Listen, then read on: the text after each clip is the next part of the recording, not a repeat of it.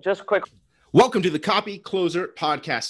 Today we've got an amazing guest for you, somebody I've been following for a while. I've been stalking him online like a madman. Now he's on our show, so I'm super happy. We got the famous Anik Singal over here. How you doing, Anik? I'm doing great, man. How are you? Fighting off a cold in case I sniffle or cough, everybody. But hey, the fighting entrepreneur's got to march forward, so we're going to do this thing. I'm excited. Let's talk copy or whatever the heck you want. Hell yeah, man. Well, you know, one of the things that a lot of people know you for, so it's funny. The reason I'm saying this is because my buddy Mike just saw one of your ads where you talk about how you're going to be building people's funnels and doing all this stuff.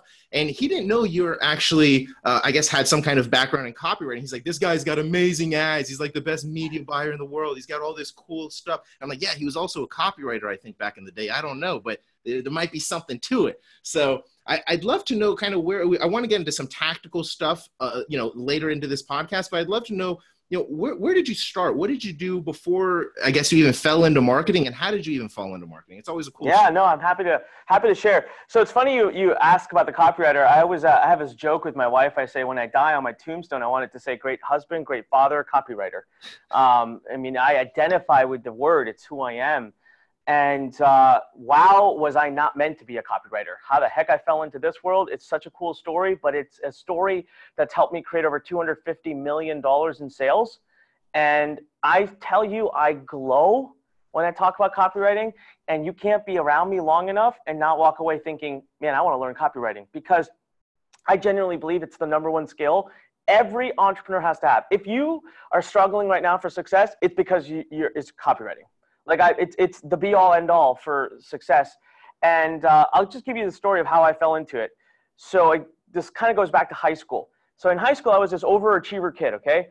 I'm brown, I'm Indian. So what was I going to be? I was going to be a doctor. That was set. It was written in stone. I was going to become a doctor. So how do you become a doctor? You got to have great grades. You got to ace the SATs. You got to, get into a great undergrad school that you can get to med school. So I was on that line. Now, I've never been the smartest guy in the room, and I never will be. But you can't out-hustle me. Like, I've worked the hardest of anyone in the room. So in high school, I would just work hard and get A's. I had straight A's. And so I got put into this advanced placement writing class. So I walk into this class, arrogant as crap, ego, marching in, chest out, writing. Writing is the stupidest thing. It's a waste of time. Who cares? This is BS. I'm just going to ace this class by just doing, nothing. So we got our first book report. First day, the freaking teacher, who was a PhD in English, she took it really seriously. First day gives us an assignment, our first paper. We're like, wow, all right. So we have to read Pride and Prejudice and write a book report. So to me, that translates into the following. We had a week to do it, all right, or a week and a half. I mean, imagine, this teacher was hardcore. I was like, what school did you go to? Advanced placement writing, man. I mean, we had very short time to read the whole book. So, of course, I'm like, read a book, watch a movie. Back then, we had Blockbuster, not Netflix. And so I went to Blockbuster the night before, rent the movie, watch it. I puke on a piece of paper for 2 hours, this words. And I'm like done. And I'm like, joke is on everybody else who worked hard on this thing. How easy was that? I submit my paper, chest out. I'm like, man, I'm going to ace it like I ace everything in life. And I get that paper back a week later. Man, I have not seen more red on paper in my life. That thing had X's. It had things I'd never seen. And it had big ass D- right at the top. Oh my. Okay. God. And I was a first in my life. You go back kindergarten. I never gotten a D in my life. So I was worked up. My dad was super involved in my education. So when that happened, you know what? I was still so arrogant. I walked up to the teacher. I handed it back to her. I'm like, there's been a mistake.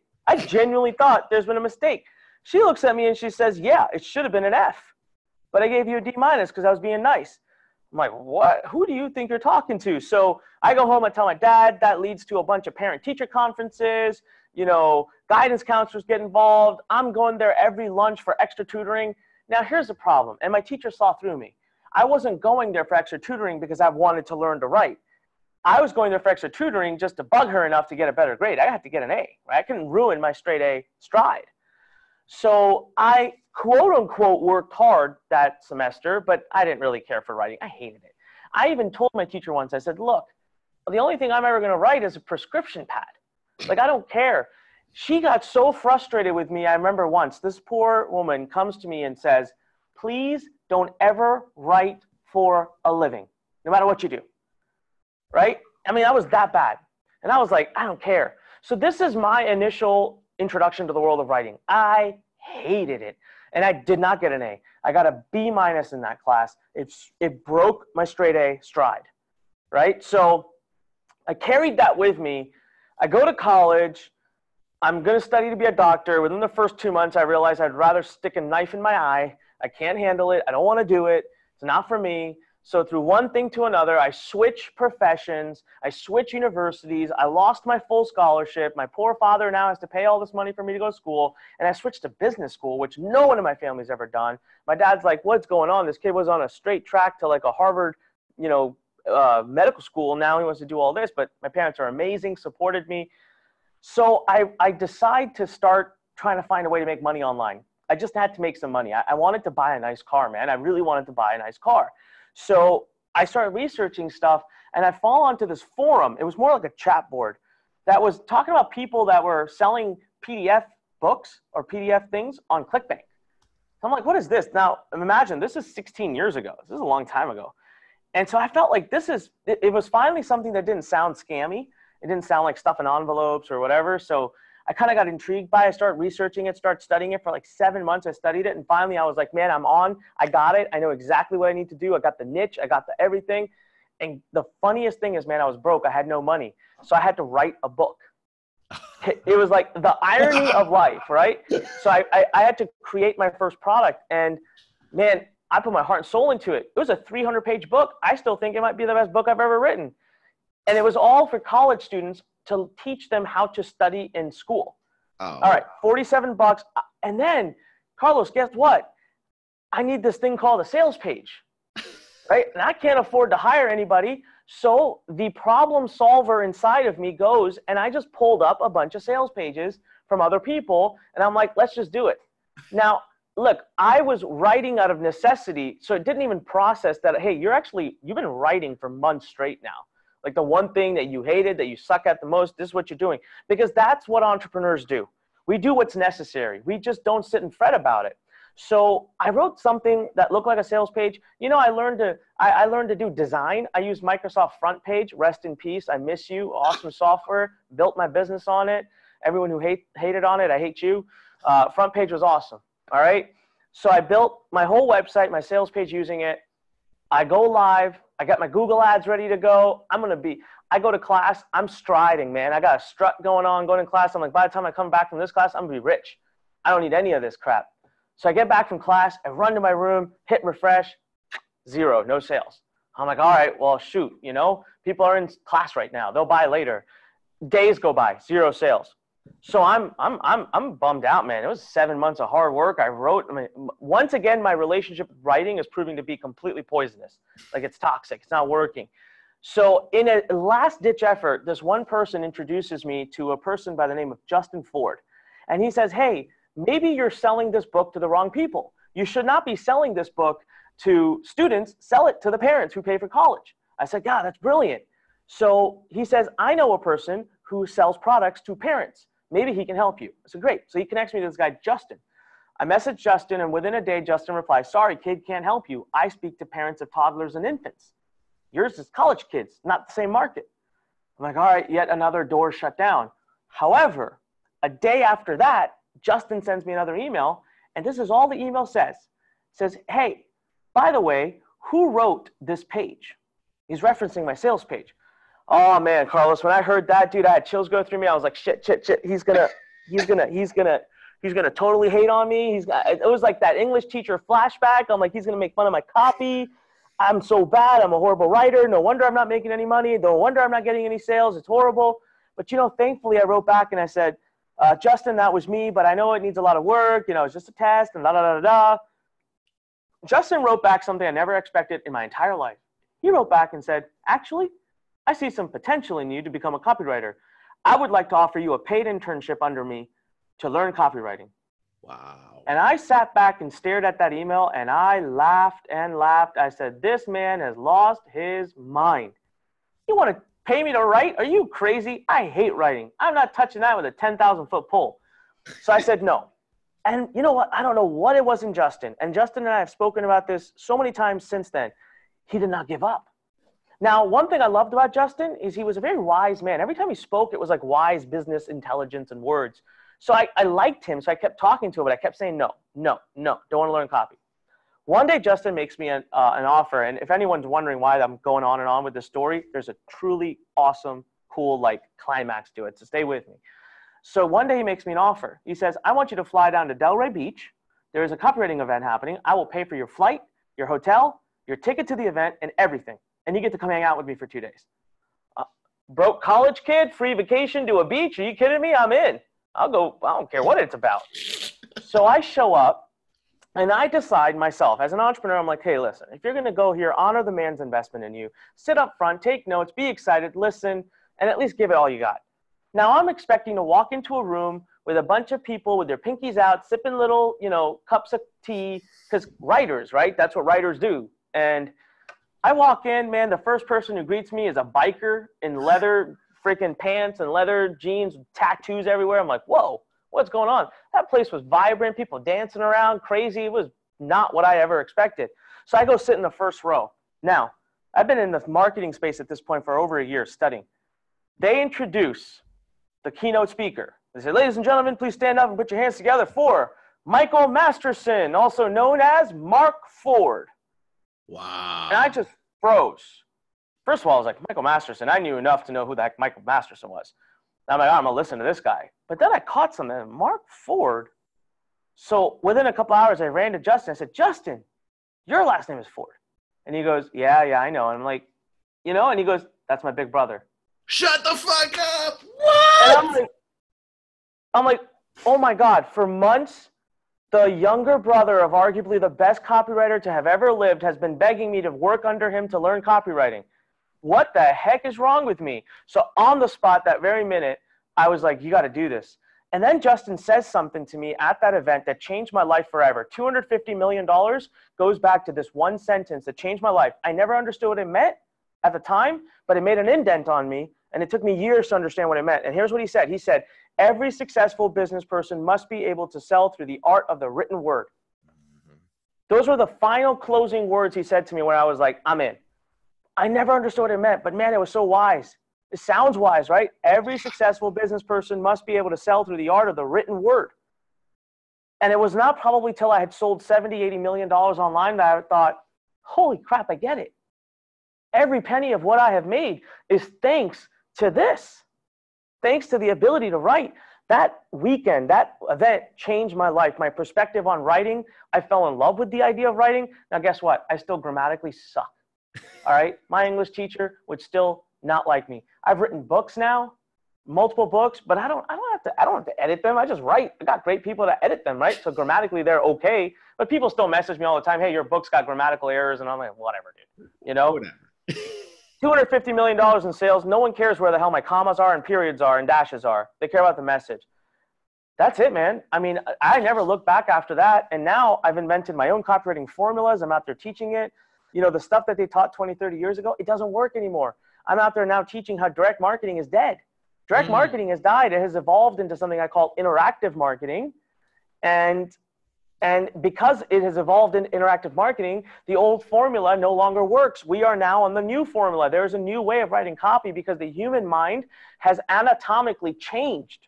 Microsoft has a study that proves it. 2015, they proved, this is an actual study, that a human being now has the attention span of 8 seconds. Goldfish have an attention span of 9 seconds. We as humans now have the attention. Yeah, man, it's crazy. We've come down from 15 seconds to 8. So obviously, look, even while I'm talking to you right now, my phone has got dings and bings going on. There's messages coming at me. There's so many distractions now. So as a copywriter, you've got to change how you communicate if you're going to win in this game. And so I just love it, man. You know what I love about copywriting, Carlos? Here's what it comes down to. And I understand now why I've become so good at it. Because as a kid, there was one subject I loved. There's the only subject in college, freshman year, I finished the textbook. We were only supposed to do the first third of it. I actually voluntarily read the rest of the textbook. When have you ever heard anyone to do that? It was psychology.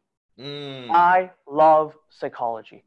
I just love the thought patterns and the human interactions and the brain and how it works. And that's what copywriting is. Once you understand psychology, once you understand copywriting, you master human psychology.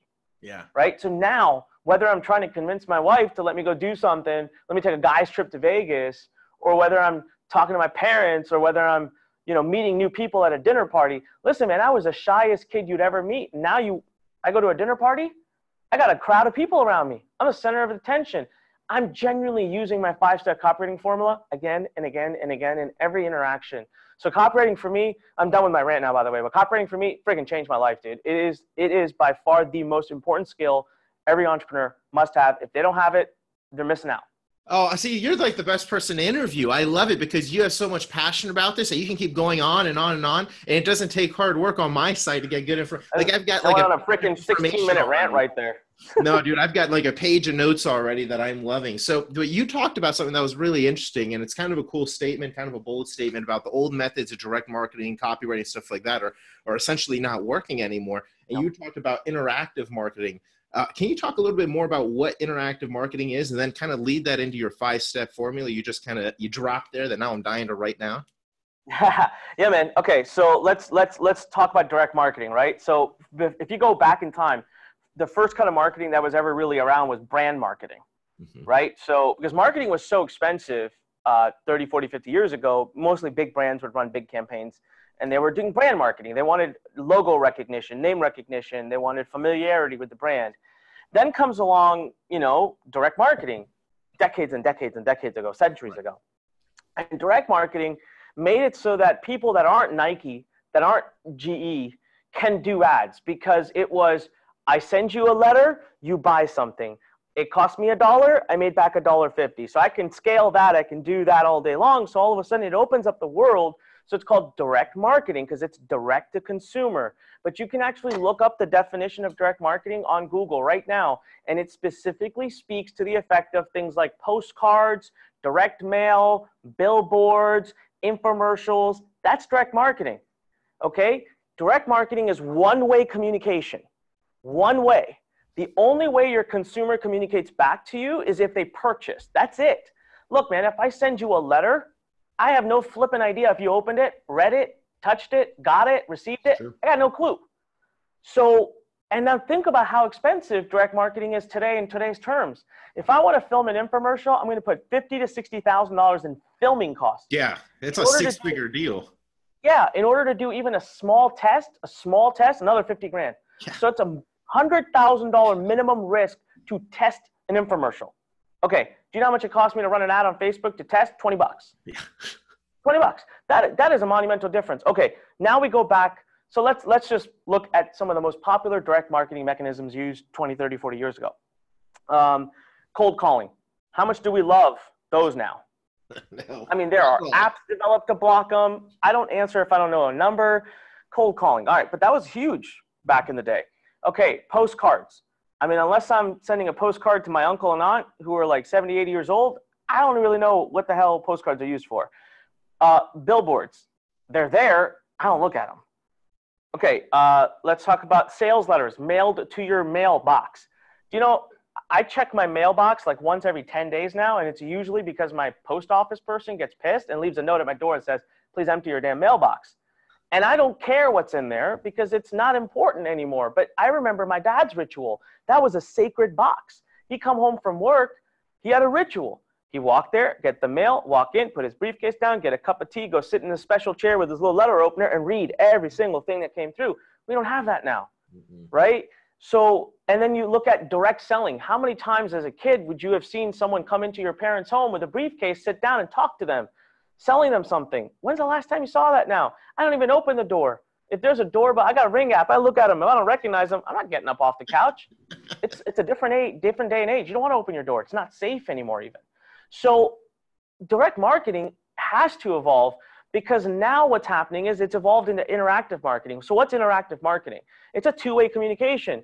Consumers now have control over marketing. It's a good thing and a bad thing. Direct marketing, they did not. I could puke all over you and just send marketing to you and you couldn't do anything about it.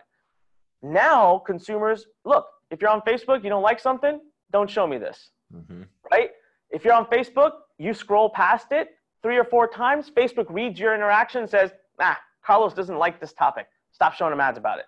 But you stop and click on my face, you see one of my ads, you click it, Facebook says, ooh, Carlos seems to engage with Anik, show more ads. So you as a consumer, just by being in the environment and behaving like yourself in the environment, are actually selecting what you see and what you don't. You select if you click an ad. You select if you go to the page. You select and choose if you opt in. You choose if you open emails. You choose if you click the links in the emails. You have control. You're interacting with me all the time. If you click an ad, you interacted with me. So interactive marketing is now built off the basis of micro commitments. This is why the opt-in page process works so well, because consumers have wide choices. Think about this also. 20, 30 years ago, you got a letter in the mail.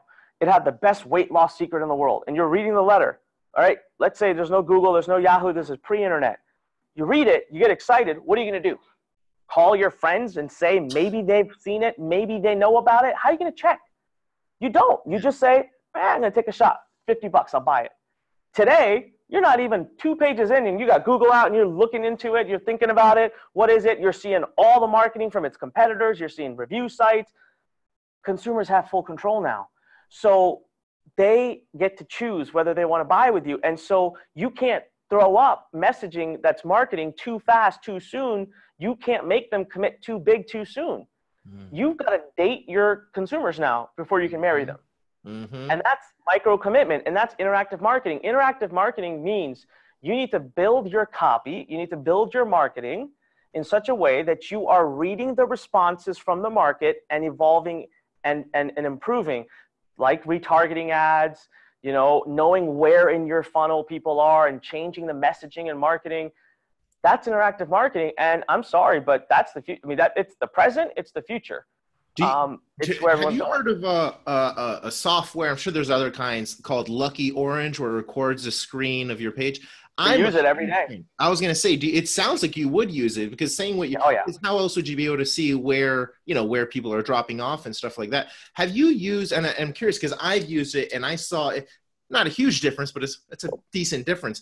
We had a little on our opt-in page. Our opt-in page with solo ads was not very high because we had a bunch of qualifications in there. So it wasn't going to be high, but we went from about 24, 25-ish opt-in rate. Then Lucky Orange has a really cool option where you can throw on like a little chat, or not even a chat option. You can throw in I can't even remember what it's called, but it's a little pop-up that comes up on the page, and you're allowed to ask a question. They have to, you know, click yes or no or whatever. So what I did is I say, do you believe you're ever going to be rich? Yes or no. If they click the yes button, a little message shows up saying, okay, great. This is something that we're going to be able to help you with, blah, blah, blah, blah. If they say, no, I don't think I'll ever be rich, I say, hey, no worries. This is not for you. You should probably leave this page. We can only work with people who have a solid mindset and blah, blah, blah, right? But what we noticed is that when we drop it, we didn't do anything different to the page. We got to about 29-ish, not a full 30% opt-in rate, but still just on opt-ins to go from, say, 25 to 29, that's a decent little, you know, bump by doing nothing else, by throwing that little interactive option there. So I didn't even consciously think of that. Now that you're talking about interactive marketing, that's probably why it worked. We're just trying a bunch of different shit, and that's just something that you're interacting. You're eliciting response.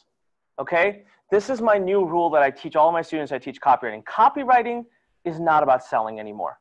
It's not. And people don't understand this. Copywriting. And so this is, you know, man, I'm such a geek with copywriting. I got goosebumps as I talk about it right now. Copywriting is not about selling. Everyone write this down. If you're driving, pay attention. Copywriting is about consumption. Not cool. About selling. The longer someone consumes your material, they're going to buy. They're sending you the right interaction. They're spending time with you. That obviously means your message is resonating. They're automatically going to buy. So you need to focus on less selling and more consumption. And that will change your entire paradigm of how you write copy completely from A to Z. From A to Z. So another tip I just wanted to give to you. So I've not tried what you just said on Lucky Orange. I got to be honest. I did not know that feature even existed. Dude, it's use crazy. Lucky Orange? You've never tried that? But have you used use proof on your pages? What is that? Use proof is a little pop-up window on the bottom right, left side that just pops up that, hey, Carlos from so-and-so just opted in. Hey, so-and-so from so-and-so opted in.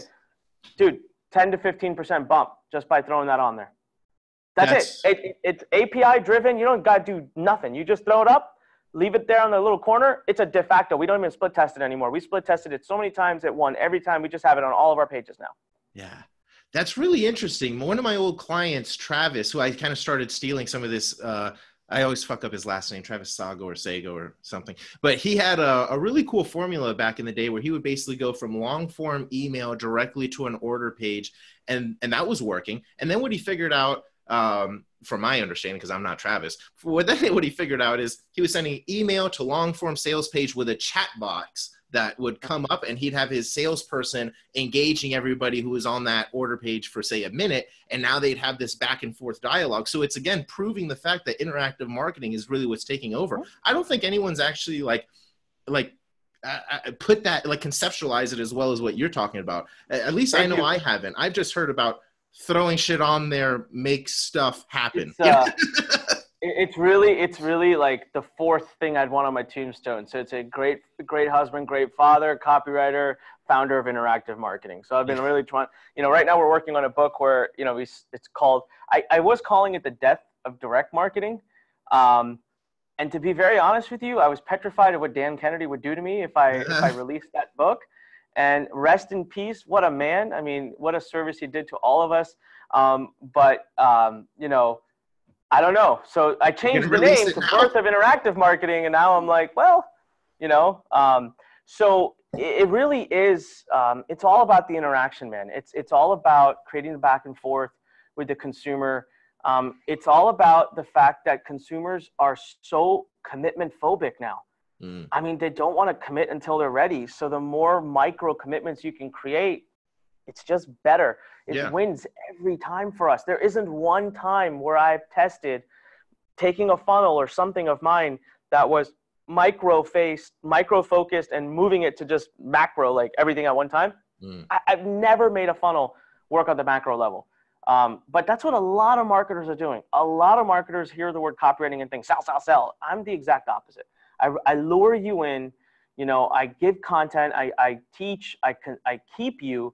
By the time I'm done with you, you just have to buy. If for no other reason than you've spent so much time with me, you feel like you got to do something now. Right. Well, it sounds like you've taken a more methodical approach to your copy and your marketing.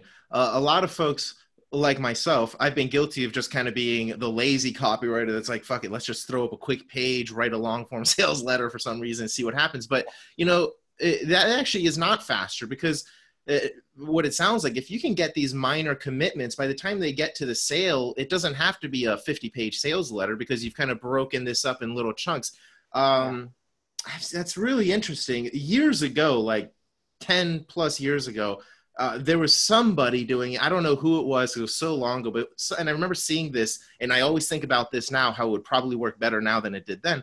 But they would send you from their email list or whatever to their page, and the page was like a long form, or not even a long form article, maybe like 500, 1,000 words on a page. But what ended up happening is, how like when you read like a viral article and it goes to the next page, to go to the next page, you have to click the next button to go to page 2 to continue reading the article. Well, that's what this person did with their sales page. They had like, I don't know, like let's say 7 or 10 next pages or whatever. But I don't know their stats, but I just remember thinking about that. I'm like, man, that's so smart because I'm constantly committing myself to the next page. And by the time I get to page 10 or whatever, I've read all of this content. I'm sucked in. It was Andre Shafran. Was it Andre Shafran from? It may have been. This was over a decade. Autoresponder magic. All right. So the first person to do this, and I can give him proper credit because I copied it and I saw a ridiculous increase in conversions. And we're talking 13 years ago. Yeah, had to be. Mr. David D'Angelo himself, Eben Pagan, with Double Your Dating. Here's how it would work. The ugliest flippin' opt-in page you've ever seen, which till this day will crush any opt-in page. Little box, little headline, 2 little lines, and an email entry form. I made so much. I made millions from that box, okay? The only reason I don't use it anymore now is we're trying to build a brand at Learn, and I just can't. Of course. Something's got to be brand conscious too. Of course. But Eben, he is that freaking opt-in page, man. I can't tell you how many people copied it. And actually in Russell's new funnel hacker book, it's in there. He put it in there because we all copied it, right? We all copied that opt-in page. But what would happen is, so check this out. What would happen is the opt-in page was like this big. was really small. It was a little box. You put your email address in. The next page was copy. It was written copy, but it was like a little longer. All right. Then you hit next, and it's a little longer. Then you hit next, and it's a little longer. And you go 5, 6 pages in. So, and the offer would be, you know, whatever product he had. So I had a this is Affiliate Classroom. This was one of my first major products that took off. That started making me hundreds of thousands a month. So I was selling it straight shot, long sales page. Okay. This is so long ago. Long sales page, $29.97 a month. And I was doing all right. 1% conversion, 1.5%, like not even, maybe half of that. I was doing all right. It was okay. Someone on this very forum that I used to be on messaged me and was like, you got to check out what, you know, this guy David D'Angelo's doing. This is before anyone knew him as Evan Pagan. And so I was like, all right, go check it out. And I don't know, I hated the funnel. I thought there's no chance this will work. But thankfully, the entrepreneur in me, the tester in me was like, it'll take me one night to create it. Let's sit back and create it. It'll be fun to see what happens. So I created, I mean, dude, I hit save page as. Like I took his page, like I was ruthless with it and I copied it. And I did he had 4 pages that got bigger. I had 4 pages that got bigger. I made 2 major changes that day. I started driving all of my traffic, so 3 major changes. I started driving all of my traffic to the opt-in page. I broke my whole sales page down into these multi-pages. And then on the last step, instead of asking for $29.97 up front for the first month, I did a trial. And are you ready for the conversion increase I saw? It was 1,100%. Wow! 1,100% increase by those 3 things. So it wasn't just one thing alone. I did 3 of those things. And I'm telling you, man, I made millions from that because my membership site just started booming after that, like crazy. I had affiliates promoting like gangbusters because they were making so much recurring money. And I think back and I'm like, shit, micro commitments the whole time. It was staring me right in the face. And it makes sense. It really makes sense. It's how I buy. You know, I can watch my own purchase behavior. Micro commitments, man. I mean, you know, how have I spent so much money with Apple? I was not an Apple user at all. I didn't care for them, but I got an iPod. Yeah. I liked it. Next thing I know, I own every product that don't know what to do with half of them. I don't even know what they do. They release a product, I buy it. I don't even like some of them. But I'm like, no, I must support Apple. So, you know, it's just in every major place you go, it's micro commitment process that we're using to make purchase decisions now. Now, you mentioned something a little earlier about a 5-step copywriting system or copywriting process and stuff. Can you kind of go over that a little bit right now? Man. So very simple process I use. And I am not a man, when I teach copywriting, I do not teach. I'm not the man that teaches words. I don't care about words. Words carry 0 effect on copy. I said it. It's probably the most controversial statement. I don't care what words you use. I don't care about power words. I don't have a list of power words. I've never used it. I don't care. You know, here, if you understand one concept, that's copywriting is all about psychology. It doesn't matter what words you're using. Listen, if I always use this example as a visual. If you've got 2 arms full of brand new Prada purses, I mean, I've stacked them up and I got these, I can sell them at 50% off. I got a great deal on them. And I mean, brand new, hot off, just like brand new model, never been seen before. And you open the door and I walk into a room full of 500 women that are known to be Prada lovers that are all rich. Yeah. What words are I just have to walk in, man. And my arms will get ripped off. Okay. So that's the world we live in today because Facebook and Google and the targeting we can do allows you to build these rooms that are so damn targeted. You don't need to use fancy words, but you do need to know the psychology. And so the psychology is what the 5-step process works on. So the 5 steps real quick. Step 1 is introduction. Now, none of these steps, as I title them, are going to sound very, you know, mind blown to you. But when you see how I deploy them, it will really change. So step 1 is introduction. Step 2 is story. Step 3 is content. Step 4 is pitch. Step 4 is transition. Step 5 is pitch. So again, introduction, story, content, transition, pitch. So let's go through each one.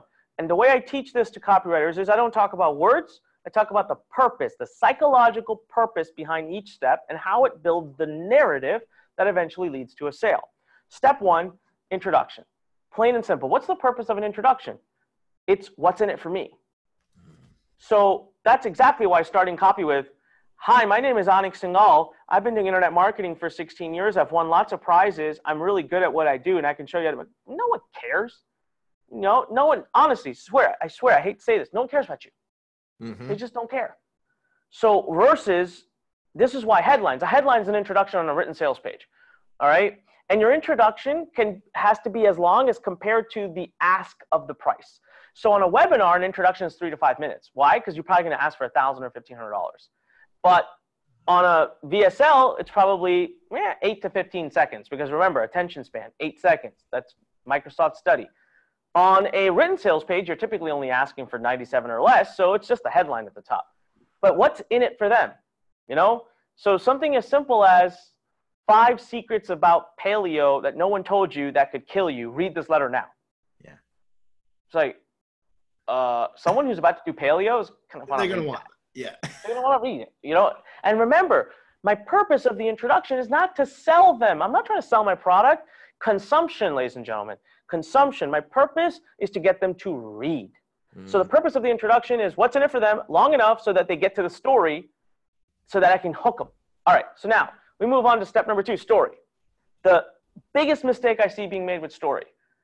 People immediately come out and say, you know, so let's say, Carlos, I'm teaching copywriting, okay? And let's say you were way back when you were trying to learn copywriting, and I come in and I'm like, Carlos, I'm a 3-time Pulitzer Prize winning writer, 7-time New York Times best-selling author. I have a master's in English. I have a PhD in writing. I am a poet of 7 of the most famous poems in the world. I've spent my life writing. I could teach you how to write. You're going to be like, dude, I don't got any of that. I don't got any of that shit. I'm not as smart as you. Like, I'm not doing that, right? So really, this is how people approach story. People think the purpose of story is credibility, and it is not at all. It is not at all. The true purpose of story is relatability. All right? So when I tell a story, the first thing I want to establish is, ladies and gentlemen, I am not special. I am just like you.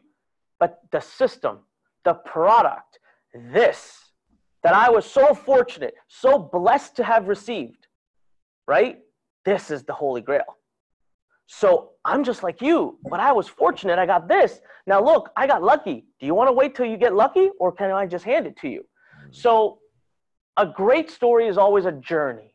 But a lot of people start their journey and it's about themselves. Once upon a time, I was born and blah, blah, blah. No, your story, a true story, is about the journey to discovering the system.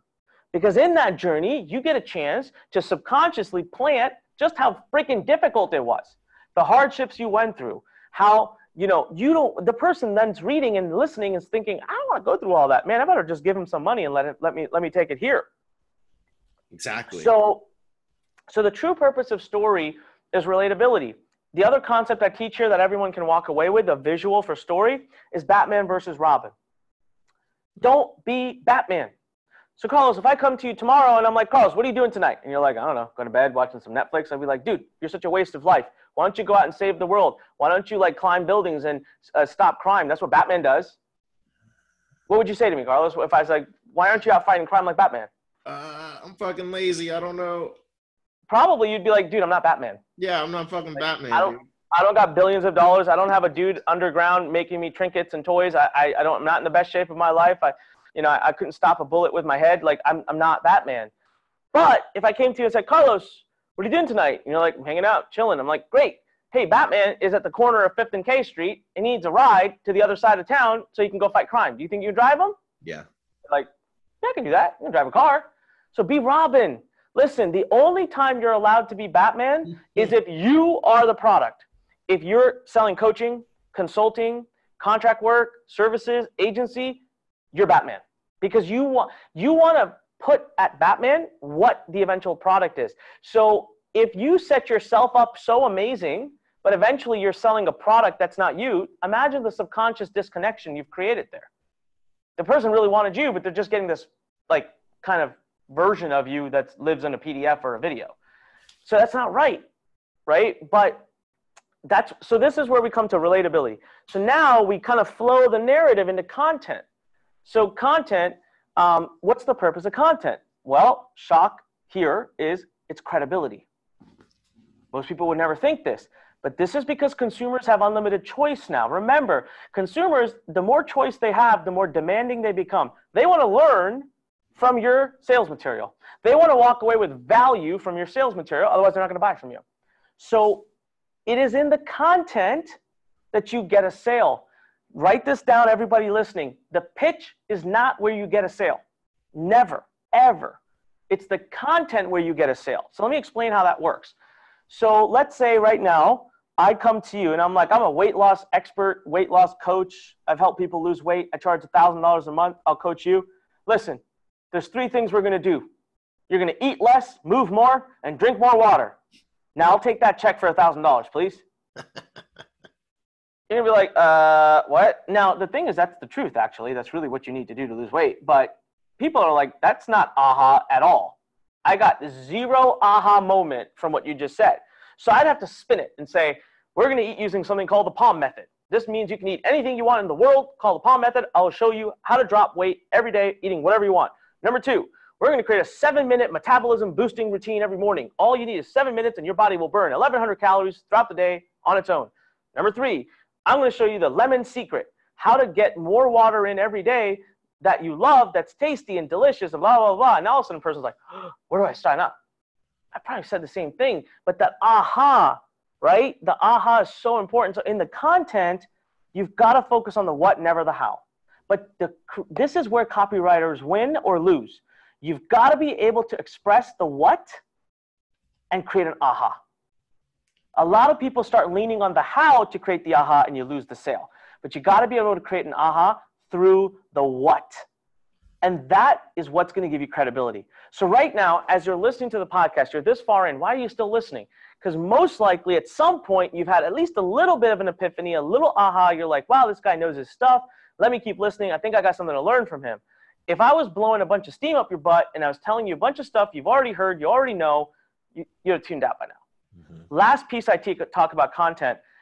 I have a problem with an old saying that is talked about in copywriting a lot, and perhaps it was true 20, 30, 40 years ago. I don't find it to be true now. They always say sell the sizzle, not the steak. Well, when's the last time you walked into a restaurant, Carlos, and said, I want a brown, steamy, buttery, garlicky, blah, blah, blah steak? You usually say, I want a 12-ounce ribeye. Right.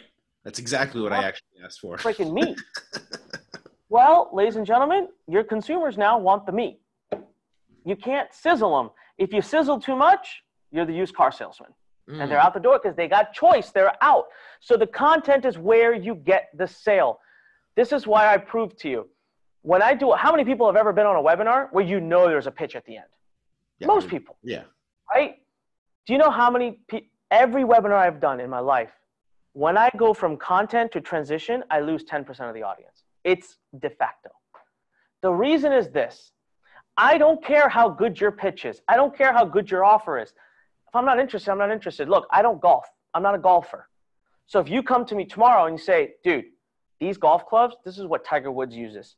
These are $10,000 golf clubs. I'll get you right now $2,000, 80% off, $2,000. I'm going to look at you and say, that's great, man, but no thanks. Yeah. I don't golf.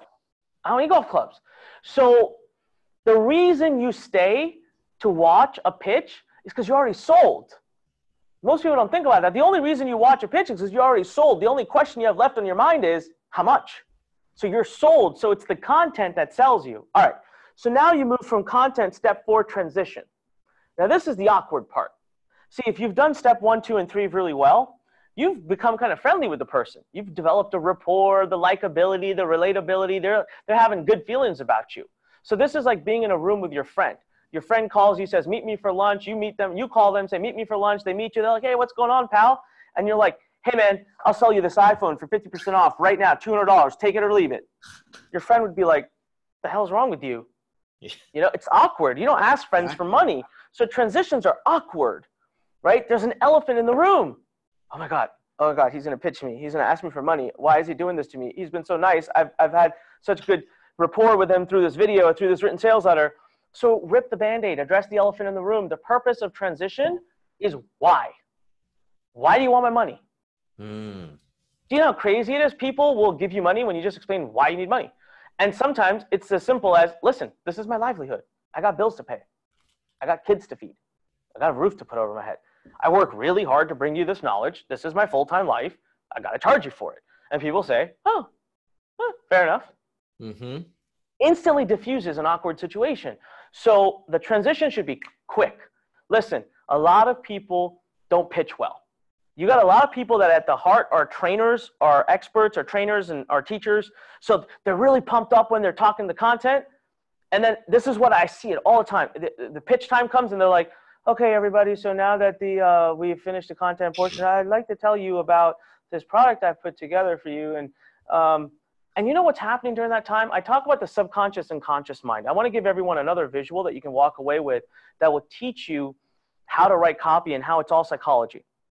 So imagine, I'm going to go very stereotypical, okay? For a minute, I'm going to go stereotypical male-female role in a married couple.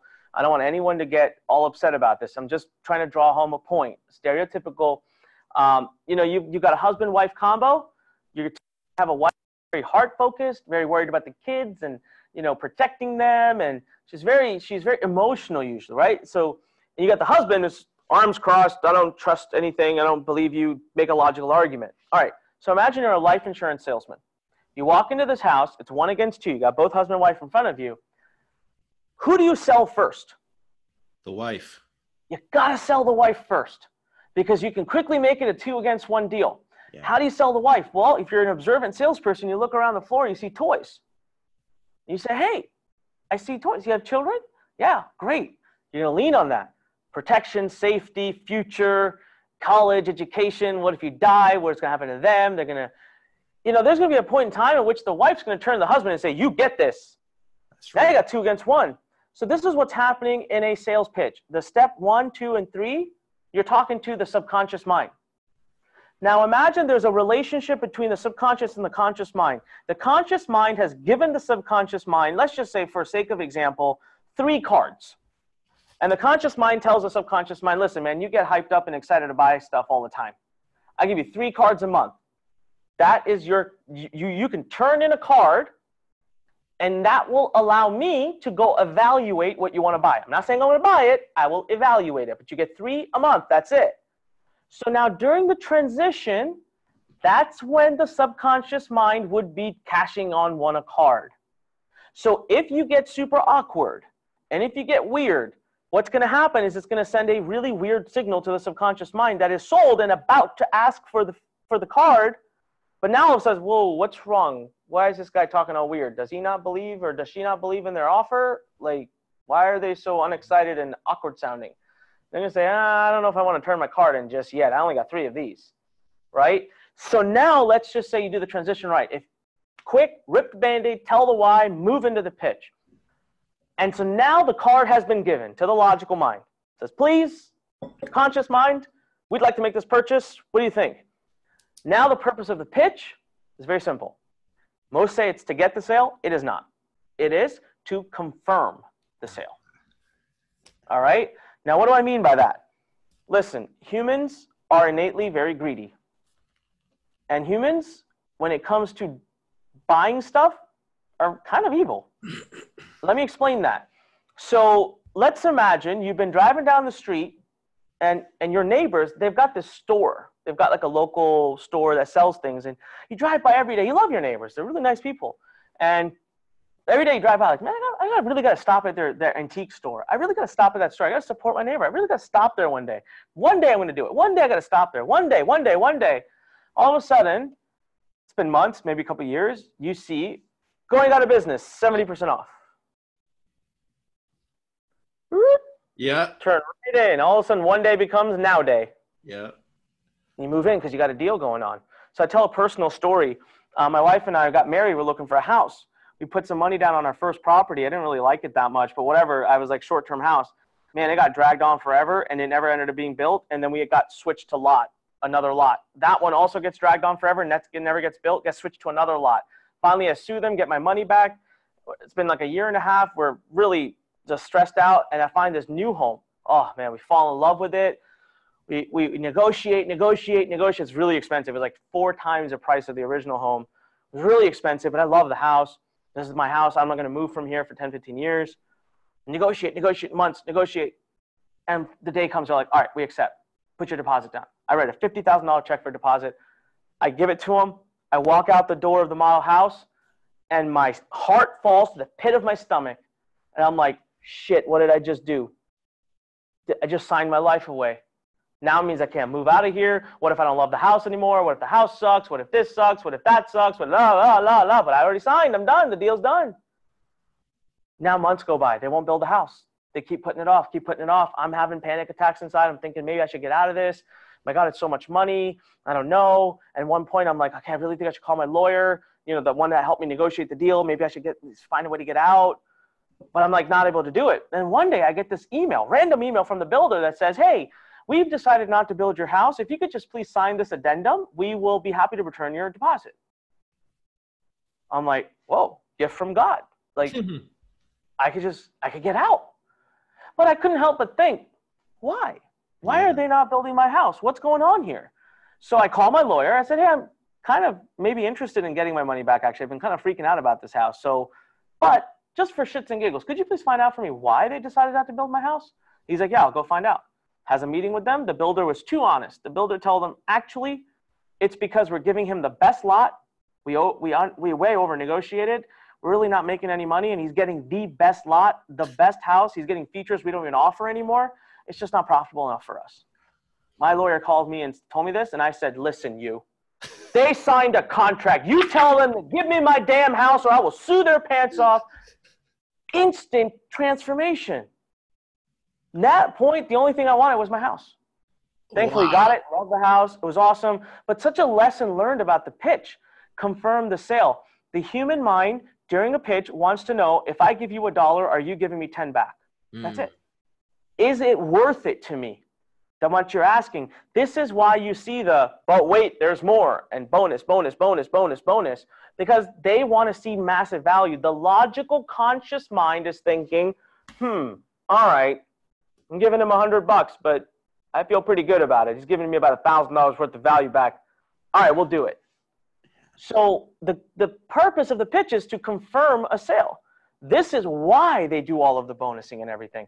So when you look at the 5-step process from that perspective, it builds this amazing narrative that words don't matter. If you've got them on the right journey with you, that's why it's consumption. If I want a webinar, man, and you spend 2.5 hours with me or 2 hours with me, you're buying. It's just what's going to happen. Absolutely. Right?